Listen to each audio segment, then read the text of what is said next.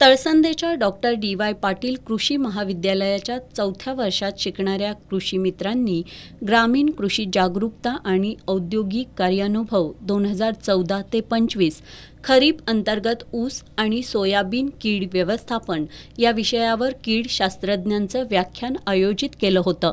यामध्ये कृषी विज्ञान केंद्र कणेरी इथले कीड शास्त्रज्ञ पराग तुरखडे आणि मंडळ कृषी अधिकारी दिलीप गुरव यांनी मार्गदर्शन केलं.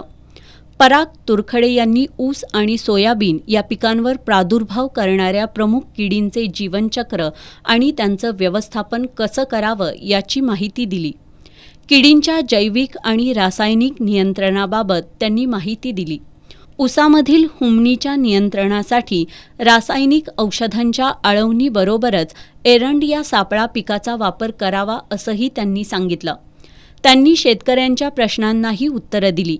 मंडळ कृषी अधिकारी दिलीप गुरव यांनी शासनाच्या विविध कृषी विषयक योजनांबद्दल माहिती दिली.